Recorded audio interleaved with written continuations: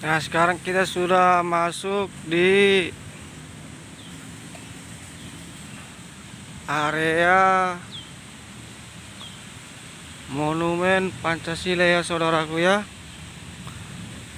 Ini adalah area hutannya.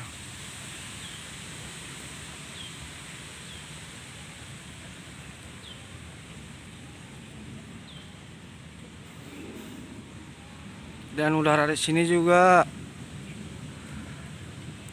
segar saudara.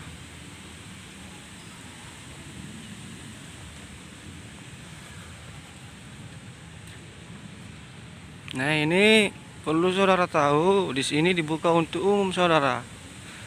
Jadi saudara yang mau masuk ke sini, lapor dulu untuk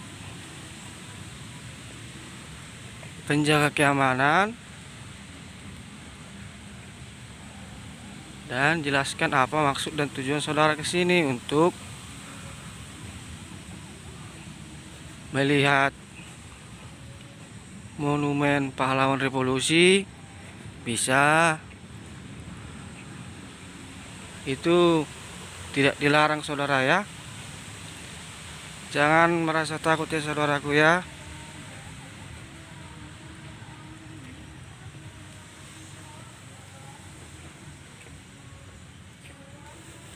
Nah, kalau area parkir motor, dia masuk ke sebelah kiri saudara. Nah, kebetulan saya pakai motor kan. Motor saya parkir di sana sebelah kiri.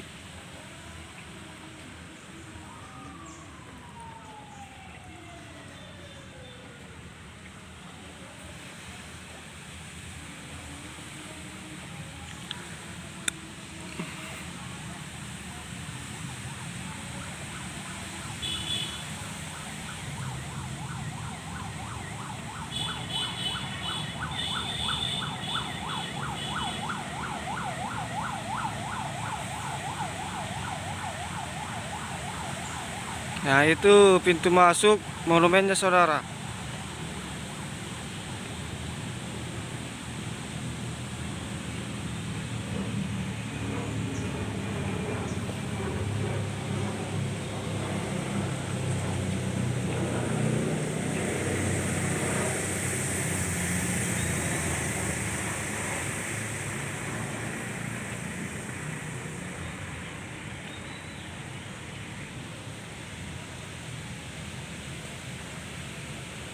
Ini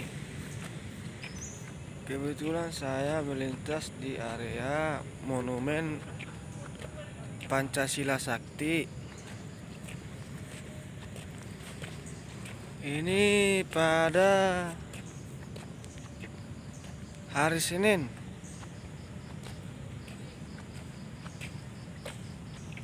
tanggal 2 November 2020, dimana pada saat ini masih pandemi COVID-19, tapi monumen ini sudah mulai dibuka. Nah, saudara yang mau datang ke sini untuk mengetahui seperti apa lokasi monumen Pancasila Sakti yang ada di Jakarta Timur, Pondok Gede, sudah bisa saudara. Nah, ini saya menuju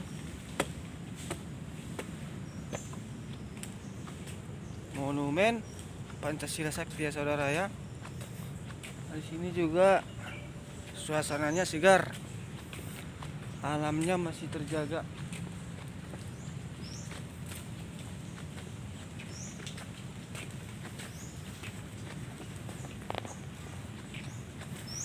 Disinilah yang dikatakan itu para pahlawan revolusi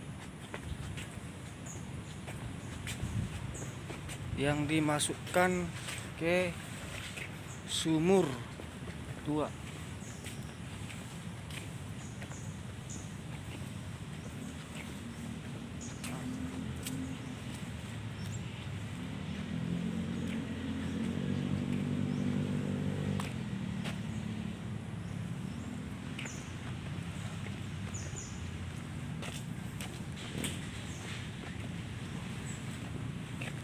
Pak, izin Pak, bisa masuk gak Pak ke dalam? Udah beli karcis belum?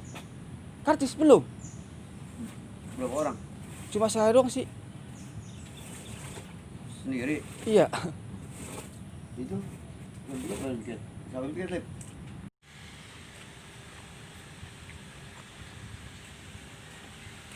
Nah, seperti inilah suasana di patung Pancasila Sakti pada tanggal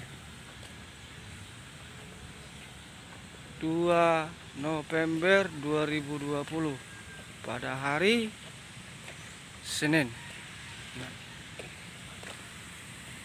perlu juga saya publikasikan kepada saudara-saudara, tata tertib monumen Pancasila ini dengan menghormati para pahlawan revolusi wajib menjaga perasaan hikmat, tidak bercanda, berteriak, berbuat onar, dan berbuat tidak sopan. Menjaga kebersihan, ketertiban, dan keamanan, tidak merokok di seluruh area monumen Pancasila Sakti.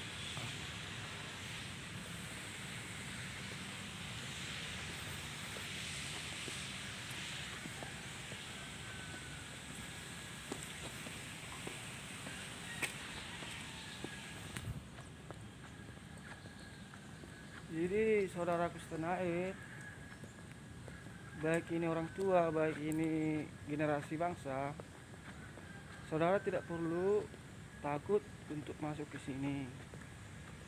Yang penting kita jujur dan berniat baik untuk negara kita ini, dan tetap menjaga persatuan, solid untuk penjaga di sini dan pihak-pihak yang terkait di sini ya, supaya tidak mendapat kesulitan.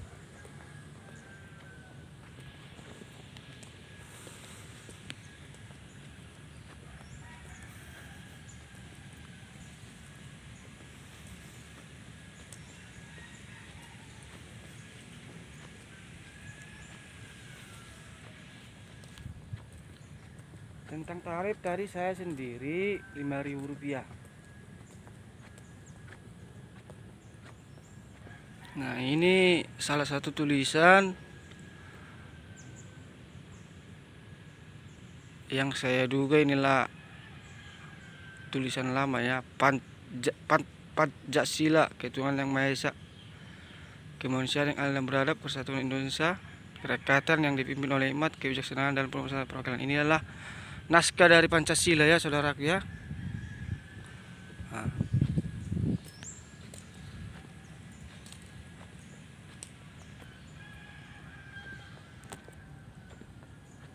ini tepatnya jam 9 lewat saudara ya, jam 9 lewat. Saya hanya seorang diri di sini saudara.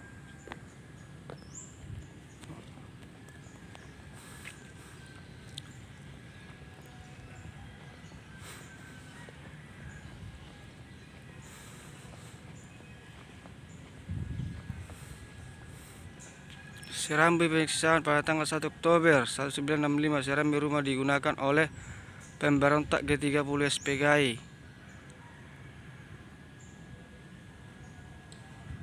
sebagai tempat menawan dan menyiksa Mayor Jenderal S. Parman, Mayor Jenderal Suprapto, Brigadir Jenderal Sutoyo, dan Letnan 1 Pierre Tendean sebelum mereka dibunuh dan dimasukkan ke dalam lubang buaya. Nah, di situ juga ada tertera di bawah bahasa Inggris.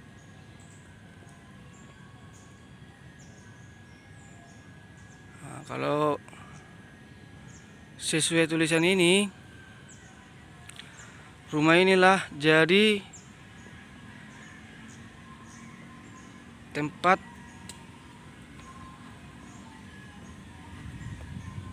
para jenderal kita ditawan.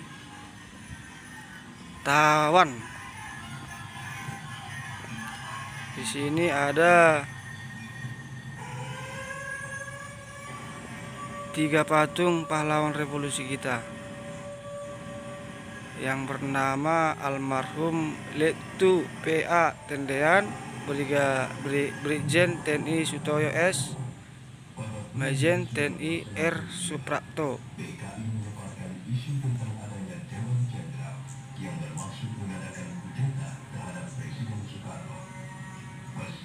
Inilah patung-patung saksi bisu dalam tragedi G30 SPKI.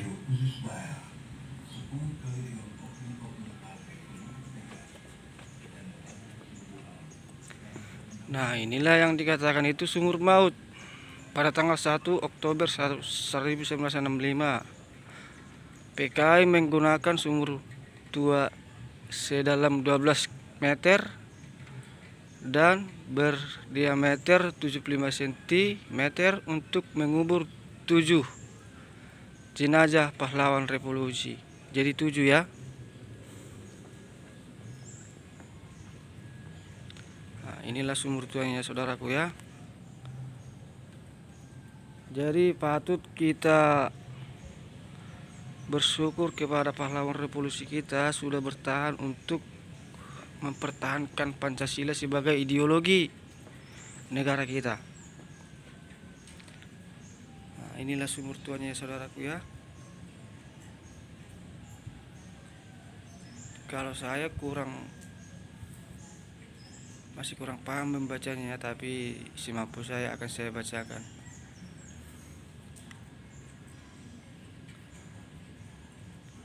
Cita-cita perjuangan kami untuk menegakkan kemurnian Pancasila tidak mungkin dipatahkan hanya dengan mengubur kami dalam sumur ini. Lubang Buaya 1 Oktober 1965.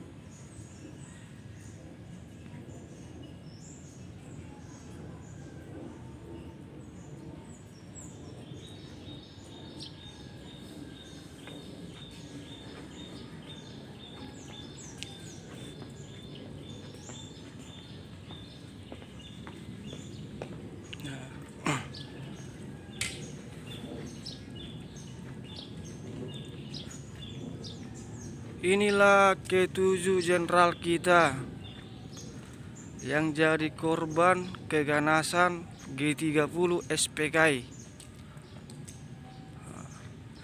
Jadi supaya generasi bangsa tidak keliru dan masyarakat Indonesia dari Sabang sampai Merauke tidak keliru, siapa daftar pahlawan revolusi kita akan saya bacakan dari mulai sebelah kiri. Yang pertama, Soitojo Suswip Harjo, Majen TNI. Dewi Panjaitan, Majen TNI. R. Soeprapto, Legend TNI. Ahmad Yani, Jenderal TNI. Inilah salah satu jenderal kita, Ahmad Yani, yang di tengah. MT Harjono, Legend TNI.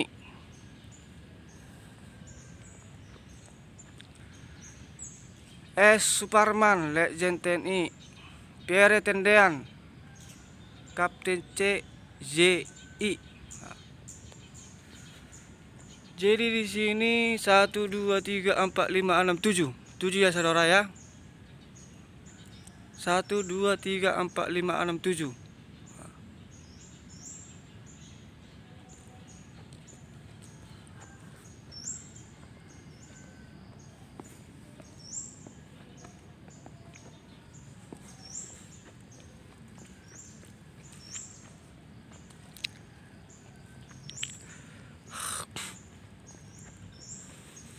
Nah, inilah rumah-rumah yang bersejarah ya saudaraku ya. Kita akan coba memasukinya ya, apa di dalamnya.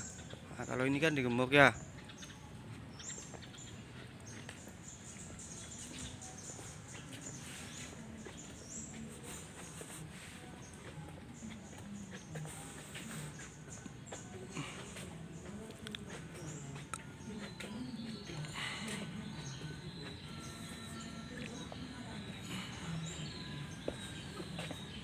Nah, inilah rumah yang dijadikan sebagai operasi G30 SPKI. Nah, bisa saudara lihat, kita masuk ya. Nah, ini meja.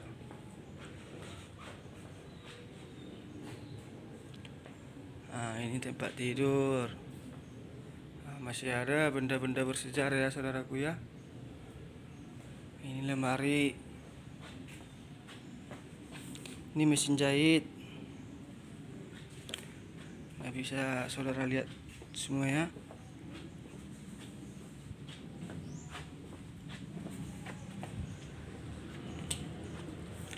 Pos komando pada tanggal 1 Oktober 1965. Rumah ini digunakan sebagai pos komando bagi pasukan G30 SPKI yang bertugas menculik para pahlawan revolusi.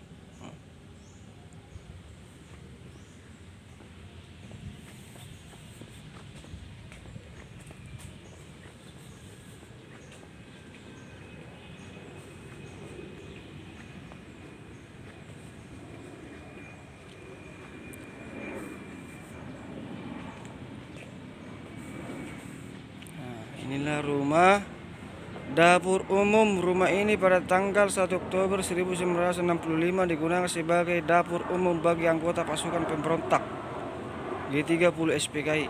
Ini ada dapur umumnya ya saudaraku ya. Itu rumah komando, ini dapur umumnya. Nah, bisa saudara lihat ya, ini adalah dapur umum. Nah, itu daftar-daftarnya yang tersedia di sini. Nah.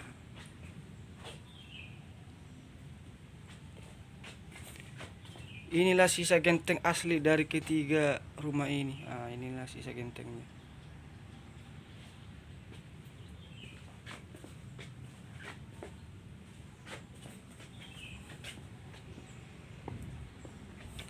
Nah, di sini hanya ada 3 rumah yang jadi momen, yaitu 1 dapur umum, 2 rumah komando, 3 tempat penyekapan para pahlawan revolusi.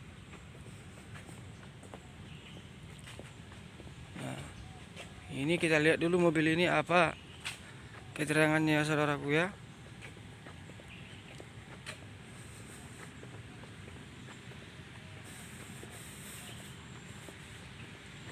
PN Arta Jasa mobil.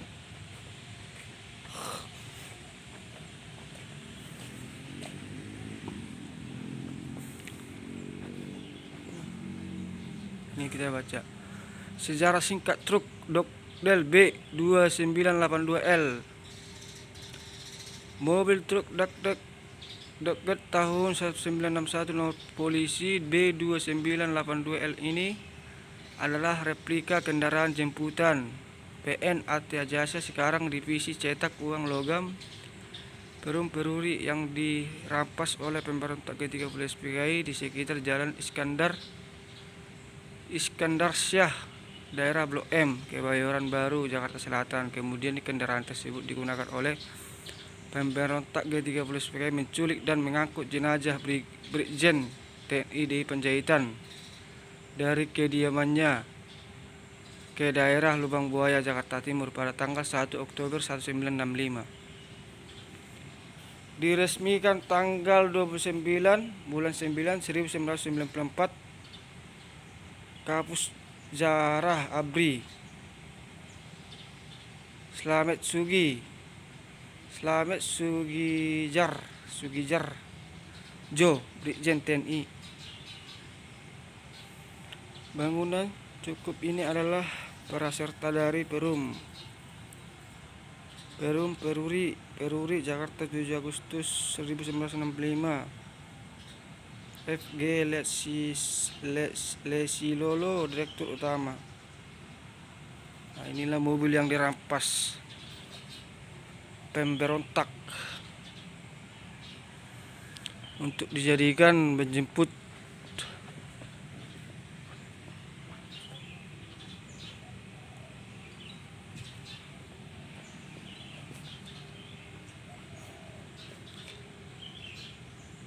jenazah Brigjen TNI di Panjaitan dari kediamannya. Nah, kita akan ke arah sana ya saudaraku ya.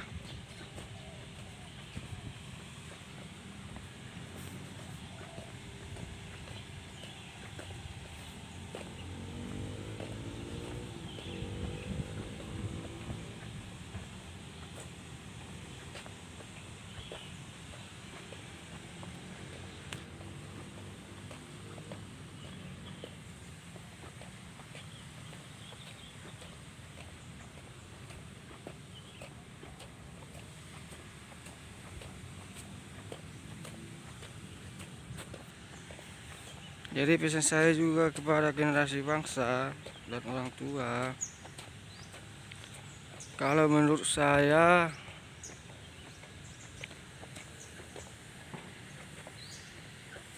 sejarah-sejarah Indonesia ini perlu diketahui para generasi bangsa atau anak-anak kita supaya mereka kuat dan selalu menjaga persatuan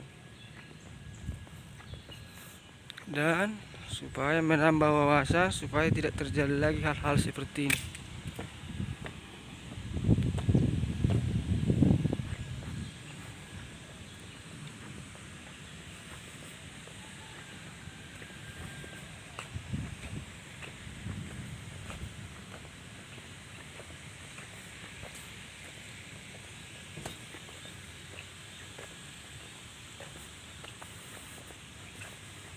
Nah, ini adalah mobil AD1 bintang 3, mobil dinas Jenderal TNI Ahmad Yani. Kendaraan ini pernah digunakan pahlawan revolusi Jenderal TNI Ahmad Yani sewaktu menjabat Menteri Panglima Angkatan Darat pada tahun 1962 sampai 1965. Nah, inilah mobil Jenderal TNI Ahmad Yani.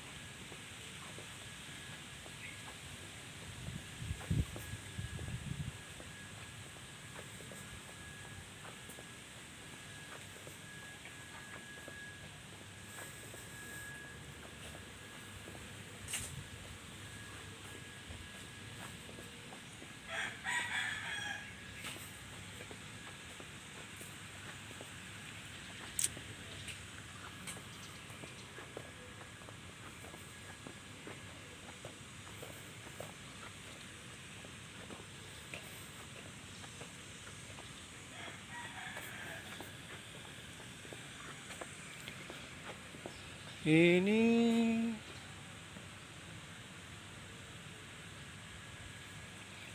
ada keterangan sih. Ini Jet Toyota nomor 4401, mobil dinas Pakostrat Mejen TNI Soeprapto tahun 1965. Sejarah singkat.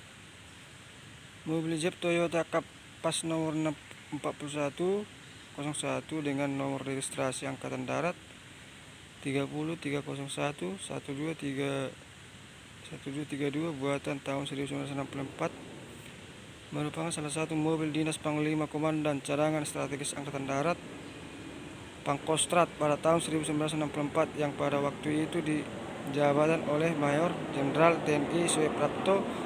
Mobil ini digunakan oleh Mayor Jenderal TNI Soeprapto dalam memimpin operasi penumpasan pemberontakan ke-30 SPKI pada tahun 1965 di Jakarta.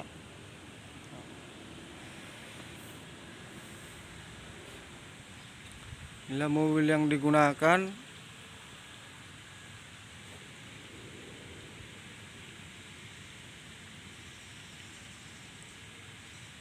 oleh Jenderal TNI Soeharto. Jenderal TNI Soeharto.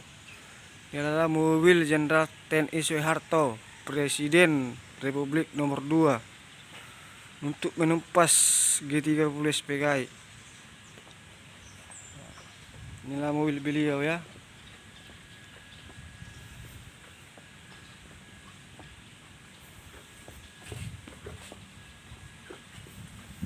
Pada saat itu beliau menjabat Pangkostrat.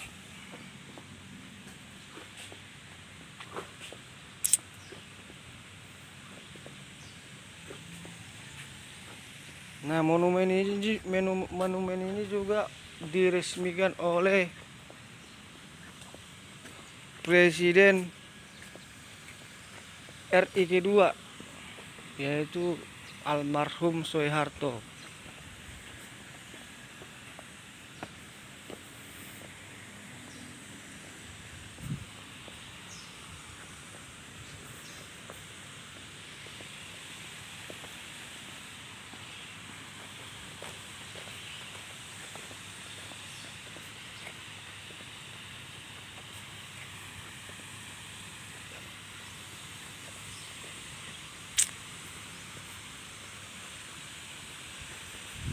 Museum Pengkhianatan PKI Komunis.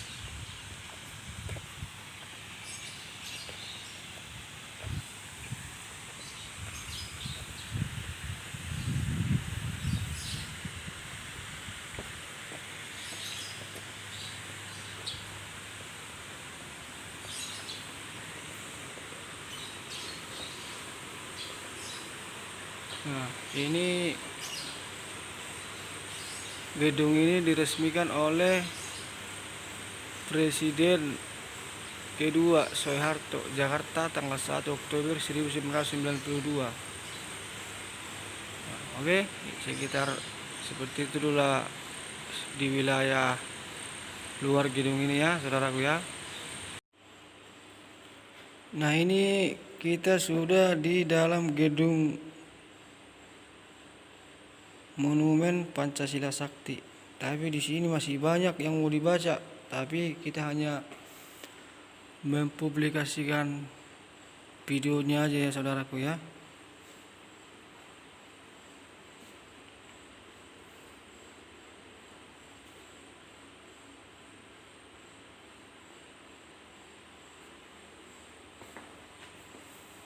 Tapi ini sangat penting kita baca dulu singkat-singkatnya. Lahirnya Republik Indonesia belum sepenuhnya diterima oleh kerajaan-kerajaan yang masih ada di Sumatera Timur. Akibatnya timbulnya rasa tidak puas pada sebagian rakyat dan menuntut agar sistem kerajaan dihapus. Situasi ini dimanfaatkan oleh kelompok komunis PKI dan Presido untuk menghapus pemerintahan dengan cara kekerasan. Pada tanggal 3 Maret 1964, apa yang disebut revolusi sosial dimulai. Revolusi itu bergerakan massa secara spontanitas, tetapi gerakan yang sudah direncanakan. Revolusi tidak hanya ditunjukkan untuk menghapus pemerintahan kerajaan, tetapi membunuh raja-raja kekeluargaannya serta merampas harta benda kerajaan.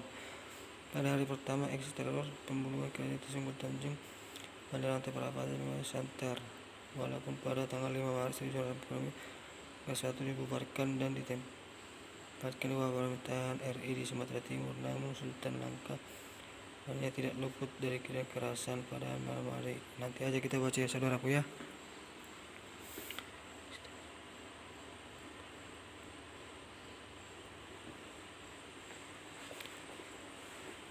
Nah, ini Istana Sultan Darul Anam Langkat sebelum dibakar oleh massa PKI. Nah, ini korban keganasan PKI di Langkat, Sumatera Timur. Nah, jadi PKI itu ganas, saudara.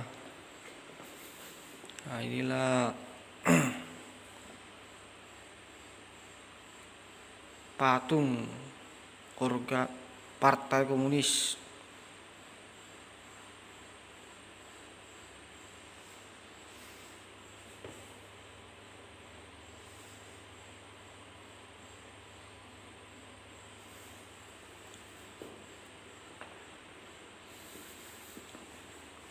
Suasana buruh pabrik Goni dalam menjalankan aktivitas sebelum pemogokan.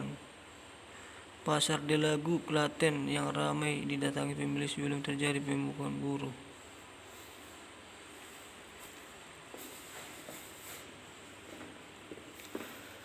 Eksposisi pembangunan nasional di Taman Sekarang pemandangan sesudah peristiwa kebakaran pada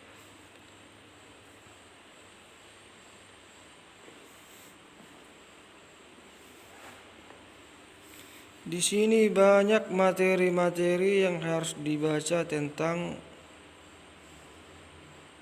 PKI. Tapi kebetulan saya lagi ada aktivitas yang lain, jadi saya belum sempat untuk membacanya ya saudaraku ya. Bagi saudara yang ingin mengetahui tentang PKI, silakan datang ke Monumen Pancasila.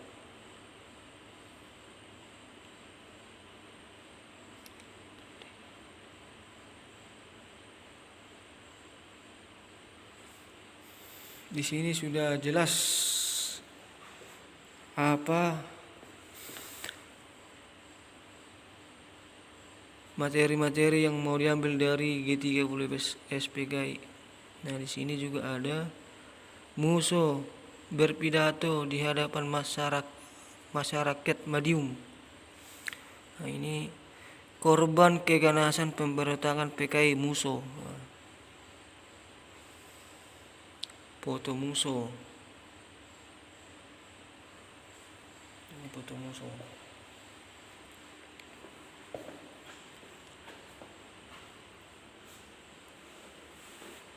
Nah, inilah seperti inilah yang dilihat, patung-patung yang tidak manusiawi ya. Pembunuhan di Kawadena, Ngawe, 20 September 1948. Pada tanggal 18 September 1948, markas kepolisian distrik Ngawe diserbu oleh pasukan PKI. 24 orang anggota polisi ditahan dan 7 orang yang masih mudah dipisahkan. Mereka ditelanjangi kemudian disikap tanpa busana. Mereka makan diberi sekali. Kemudian datang pemerintah dari pimpinan PKI Blora agar mereka dihukum mati. Tanggal 20 September 1948, 7 orang anggota polisi itu dikeluarkan dari tahanan, dibawa ke suatu tempat terbuka dekat kulkas di belakang Kawedana dengan pengawalan ketat. Mereka disuruh duduk di bawah tanah. 2 orang PKI datang membawa 2 batang bambu yang sudah diikat ujungnya. Acara penghukuman dimulai secara bergantian. Tahanan dipanggil dan disuruh berdiri. Dua batang bambu dipegang ujungnya oleh 2 orang PKI, kemudian dijepit ke leher anggota polisi. Pasukan PKI bersorak-sorak ketika tawanan mengerang kesakitan. Para tawanan lain disuruh menonton setelah tawanan mati. Jenazahnya diangkat beramai-ramai, dilempar ke dalam lubang kakus. Lubang kakus itu adalah WC, untuk meyakinkan bahwa para tahanan sudah mati. Tembakan salpo diarahkan ke dalam lubang kakus.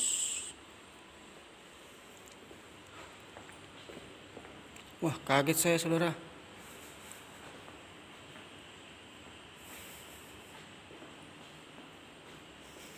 Pembebasan orang Gareng. Mungkin saudara tahulah sedikit ceritanya ya.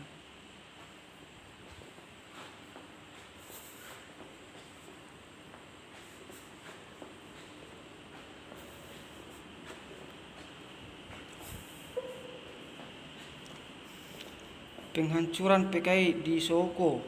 Nah, inilah detik-detik penghancuran PKI-nya.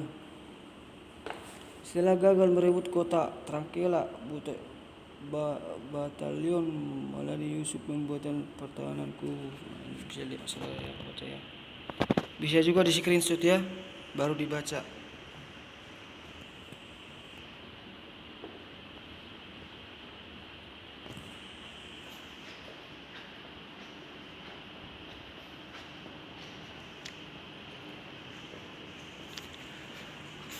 Nah, saya ingin semua masyarakat Indonesia itu pengen tahu sejarah-sejarah PKI melalui video-video ini, karena tempat ini kan masih bisa dijangkau hanya yang bisa di DKI yang datang ke sini. Nah, jadi semoga video ini bisa meluas dari Sabang sampai Merauke ya saudaraku ya. Monumen Kresek di Madiun merupakan saksi peristiwa pembantaian terhadap tawanan PKI dari kota Madiun menuju desa Kresek.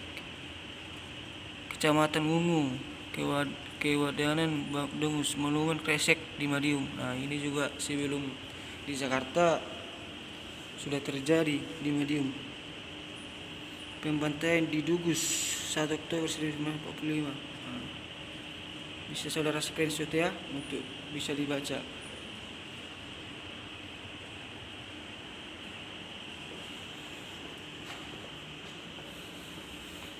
Musuh tertembak mati. Nah, ini musuh tertembak mati.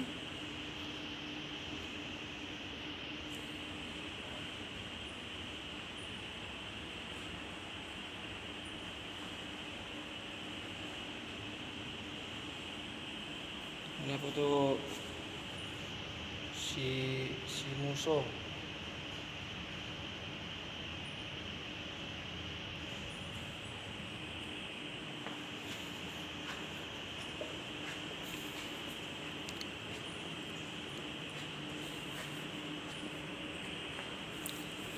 Pembunuhan massal di Tirtomoyo.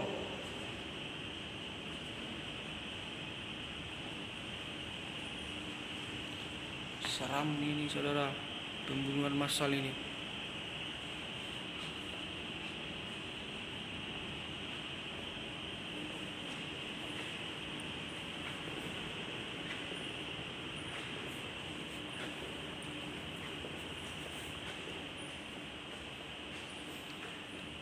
Penangkapan Amir Zarifudin. Inilah dalang-dalang PKI.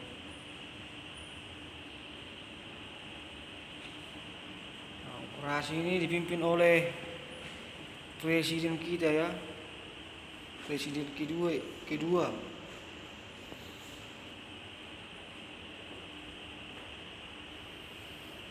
Serangan gerombolan PKI ke asrama polisi. Inilah serangan anggota PKI ke markas polisi.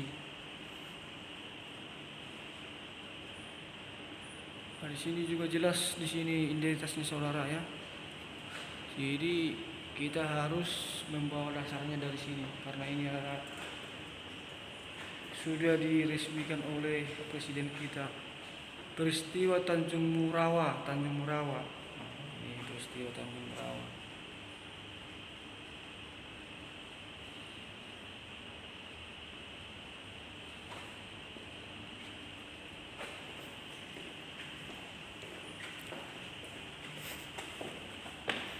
Ini kita naik ke lantai 2 saudaraku.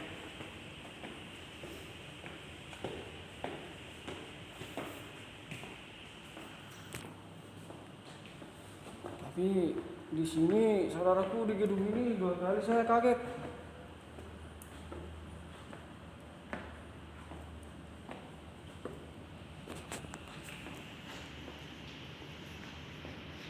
Tapi demi mempublikasikan video-video bersejarah ini, kita akan berani saudara. Bendera yang dirampas dari PGRS, Pasukan Gerilya Rakyat Sarawak.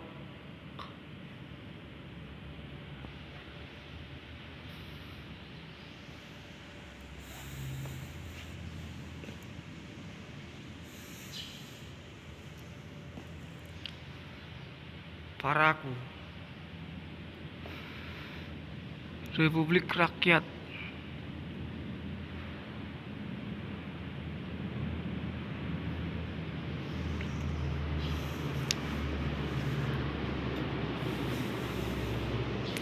Hidup Kongres Nasional ke-5 Partai Komunis Indonesia. Nah, jadi PKI ini adalah partai yang ada di Indonesia. Jadi yang saya tahu juga ini partai komunis masih ada di negara-negara lain, tapi di Indonesia ini sudah dihapuskan ya saudaraku ya. Lahirnya MKTBP PKI 14/3/54.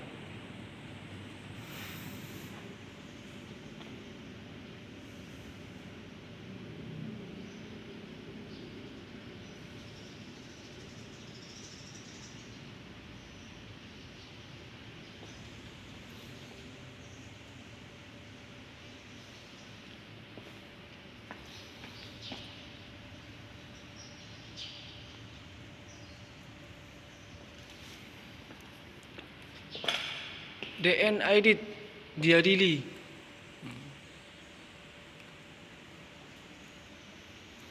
PKI di bawah pimpinan DN Aidit sejak tahun 1952 meningkatkan agitas propagandanya di segala bidang.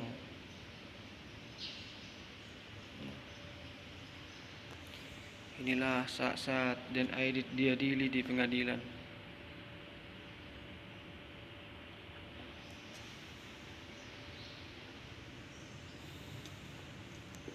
Ada foto beliau sebagai pimpinan PKI.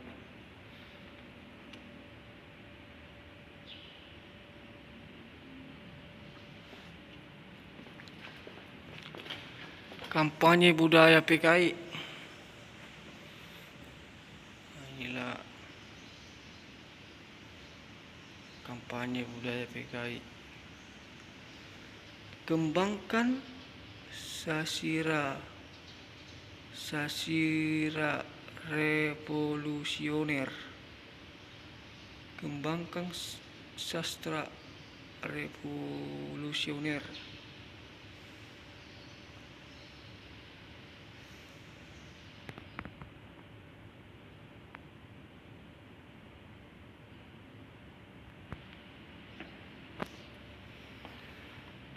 Pawai alegoris berkeliling kota Medan.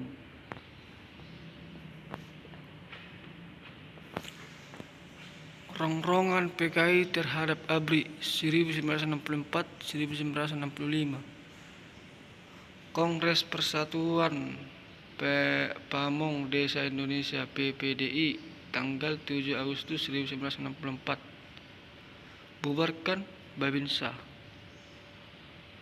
Bubarkan Koramil. ABRI dan polisi anti rakyat. Bubarkan pembina desa Babinsa.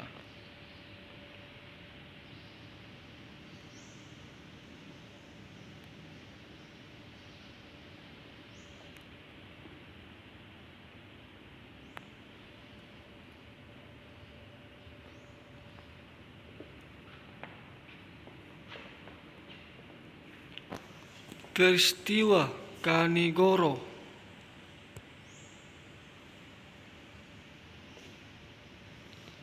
Walaupun PKI berhasil mengintimidasi partai-partai politik dan organisasi massa Islam, tetapi mereka gagal sama sekali melumpuhkan kekuatan pengikut partai dan organisasi massa tersebut.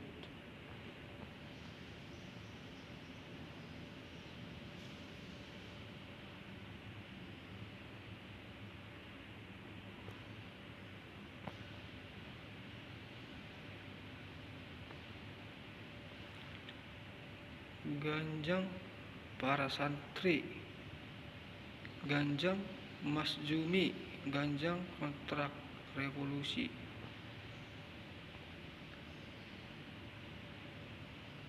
Nah, inilah para santri yang ditawan ya. Ganjang kapitalis.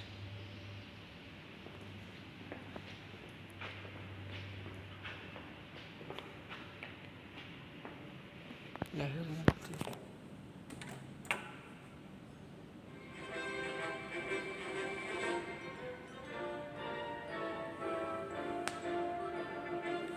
ruang perak negara lahirnya betul.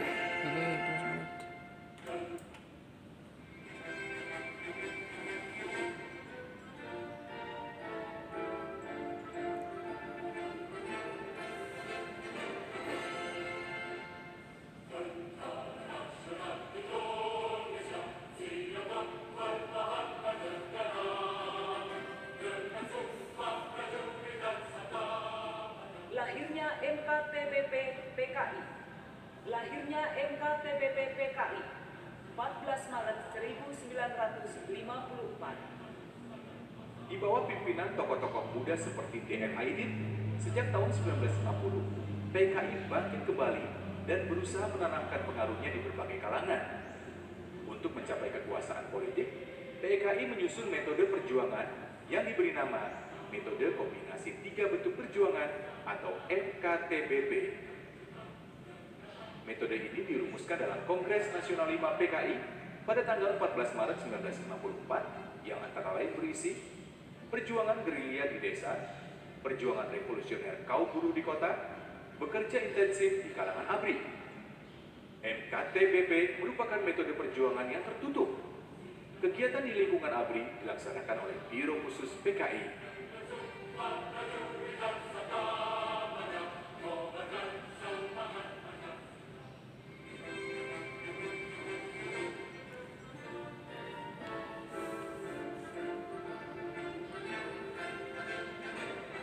DNID diadili 25 Februari 1955.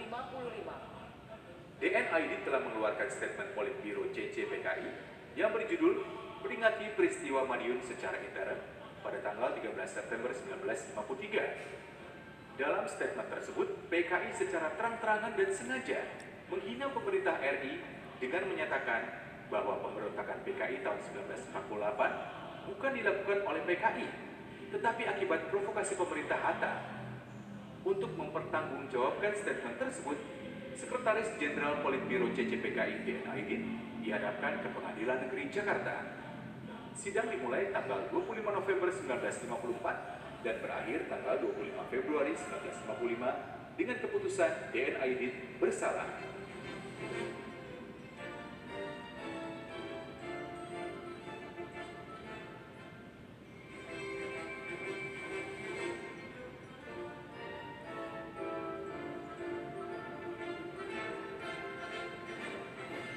Kampanye Budaya PKI Nah.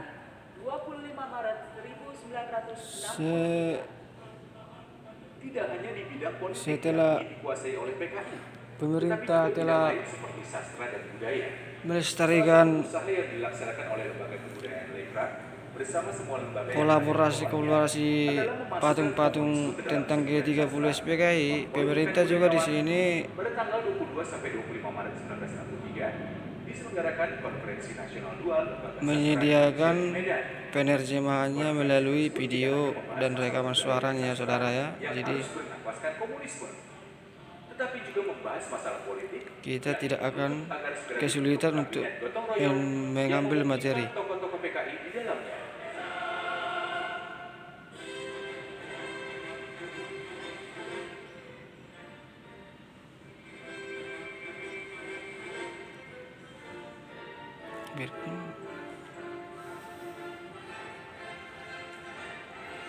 Rongrongan PKI terhadap ABRI 1900. Peristiwa Bandar Betsi.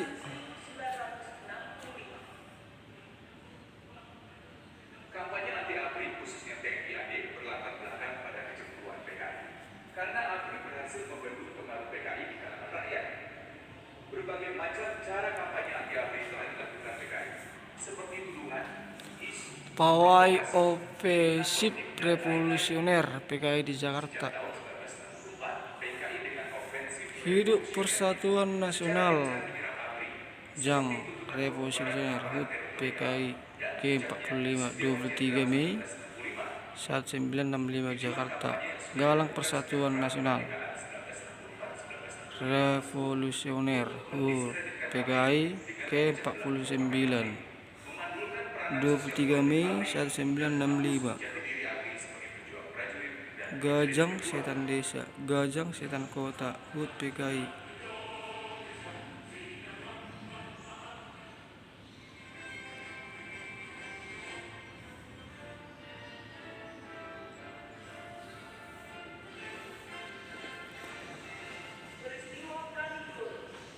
Penyerbuan Gubernuran Jawa Timur. Penyerbuan Gubernur Jawa Timur.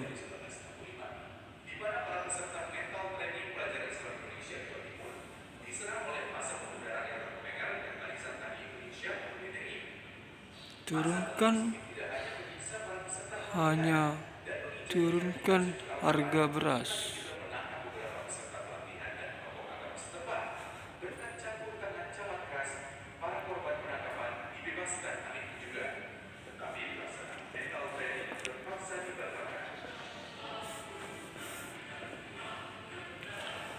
Penguasaan kembali gedung RRI Pusat.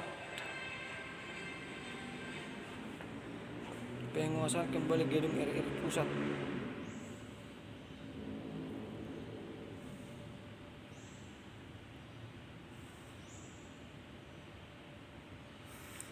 Kalau RRI radio, kalau setahu saya apa ya?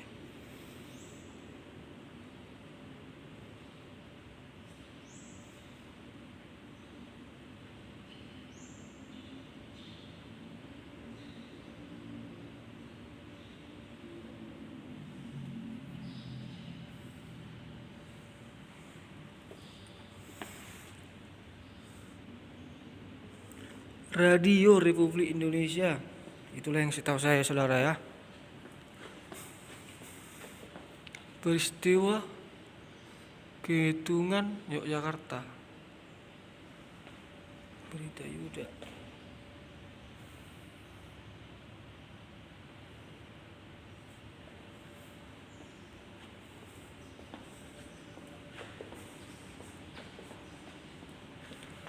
Rapat umum PR Prod Pancasila.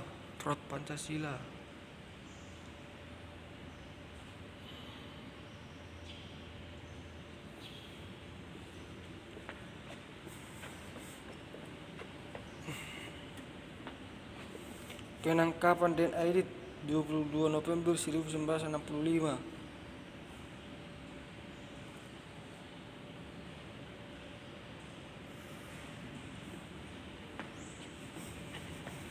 Sidang Mahkamah Militer luar biasa.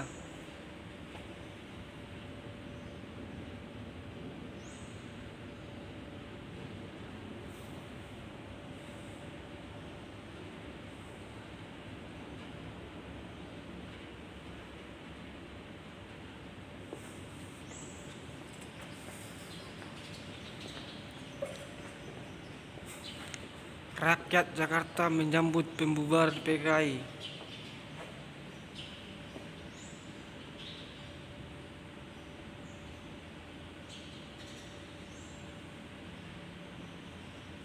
Hidup ABRI, bubarkan PKI. Hidup ABRI, bubarkan PKI dan antek-anteknya. Hidup ABRI, bubarkan PKI. Antek-anteknya, seperti itulah yang tertulis di dalamnya, saudaraku ya.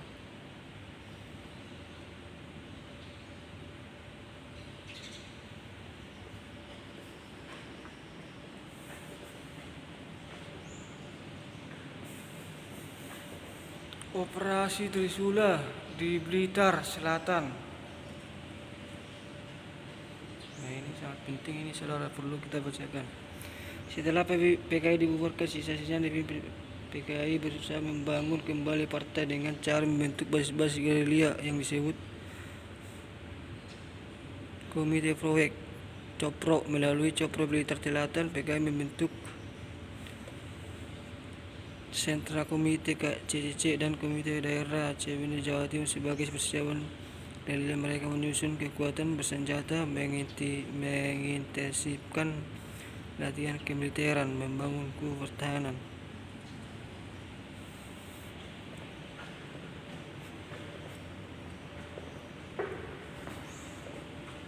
Penumpasan gerakan PKI ilegal Iramani di Purwadi.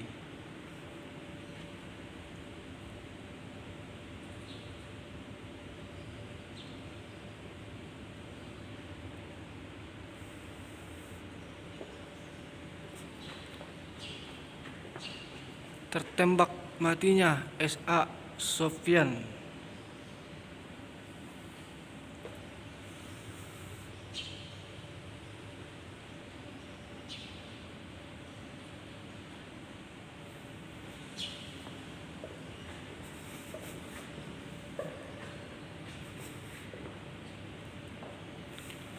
Foto Mojoiki pemakaman jenazah Ibu Panjaitan, Pangkostrat Mejenteni Soeharto.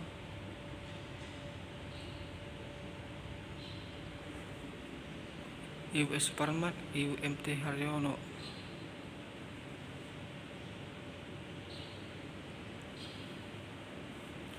Terima kasih kepada Anda yang telah menyaksikan sebagian dari diorama peristiwa biadab yang dilakukan oleh PKI. Jangan biarkan peristiwa semacam itu terulang kembali. Cukup sudah, tetap darah dan air mata membasahi bumi pertiwi. Untuk itu pelihara dan tingkatkan persatuan dan kesatuan bangsa. Selamat jalan dan merdeka.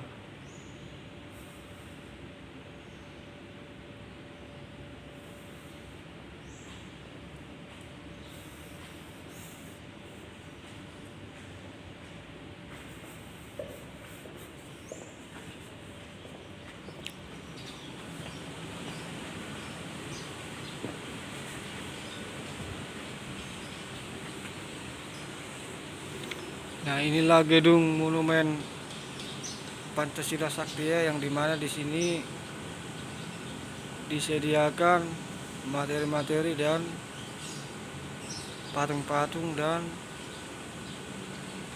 penjelasan-penjelasan tentang terbentuknya PKI dan pemberontakan PKI dan penumpasan PKI. Sebenarnya saya sudah lapor saudara, tapi ini perasaan ada yang tanggung banget.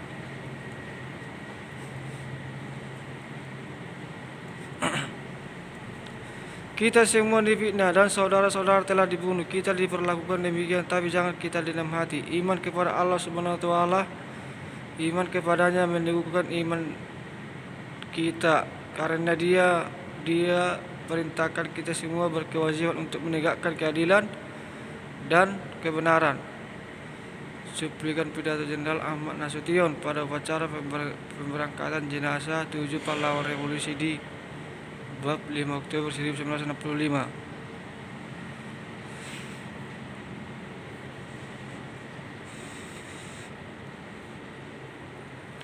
Pengangkatan jenazah dari sumur maut.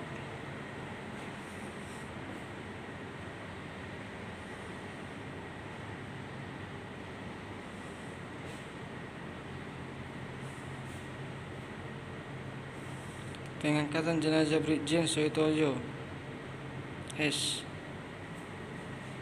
Upacara pemberangkatan jenazah ke TMP Kalimantan Timur, TMP Taman Makam Pahlawan.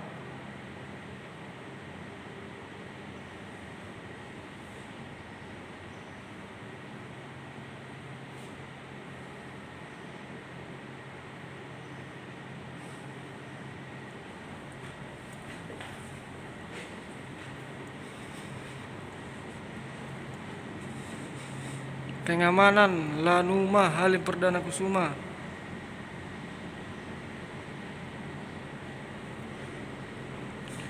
Jenazah para perwira angkatan darat dimasukkan ke dalam sumur maut.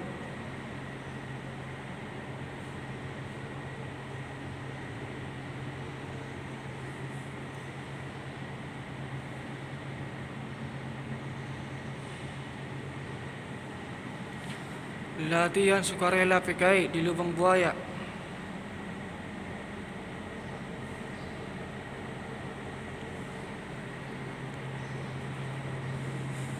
Rapat-rapat persiapan pemberontakan ke-30 PKI.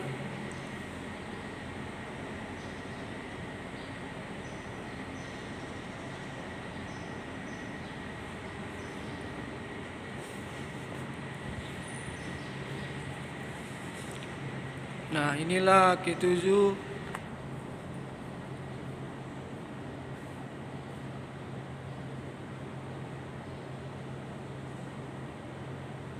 Oh, maaf saudara, saya bilang 7. 10 pahlawan revolusi korban kekerasan ke-30 PKI 1965. Pertama, Letjen Mayani, Majen R. Suprapto, Deputi 2 Men Pangap. Majen Harjono MT, Deputi 3 M Pangap. Majen S. Parman, Asisten 1 Met Pangap. Brigjen D. Panjaitan, Asisten 4 Men Pangap. Brigjen Suitojo S. Auditor Jenderal Inspektur Kehakiman TNI Angkatan Darat. Dektu PA Tendean, ajudan Menko Hamkam Kasat, Pol Katason D dan Rem 072 Pamungkas Yogyakarta, Letkol Sugiono M Kasresmit 072 Pamungkas Yogyakarta, Brigadir Polisi KS Tumbu anggota Brimob Kodak 7 Metro Jaya.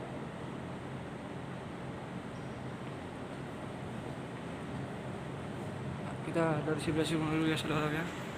Jadi di sini korbannya ada 10.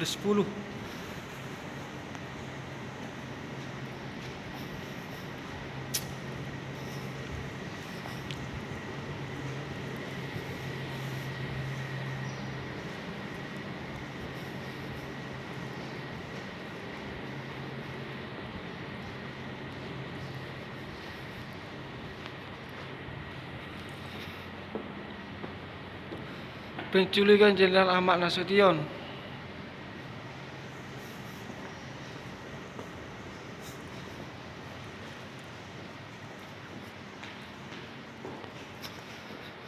Penculikan Letnan Jenderal Ahmad Yani. Penculikan Mayor Jenderal R. Soeprapto. Penculikan Mayor Jenderal MT Harjono.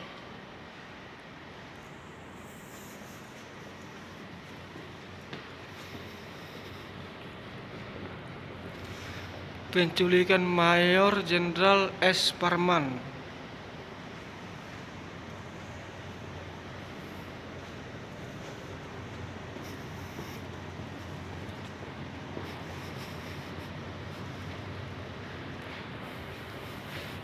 Penculikan Brigadir Jenderal D. Panjaitan.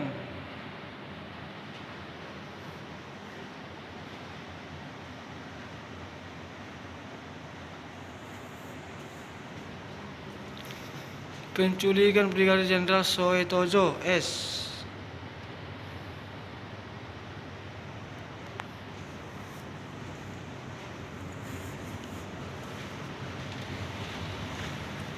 Penculikan Letnan 1 CYI Tendean.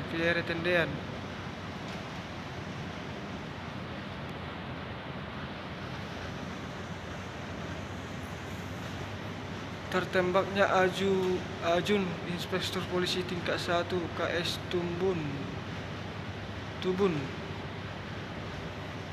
Nah, ini di pos penjagaan.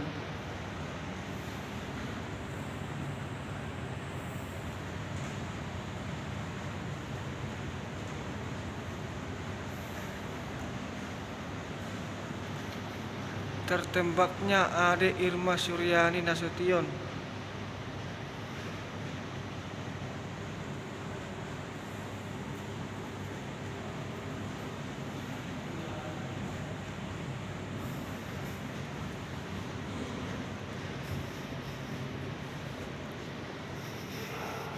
Ancaman terhadap ideologi Pancasila adalah masalah kelangsungan hidup bangsa dan negara. Museum ini merupakan salah satu sarana untuk mengingatkan bangsa Indonesia bahwa komunisme merupakan bahaya laten yang harus terus-menerus diwaspadai.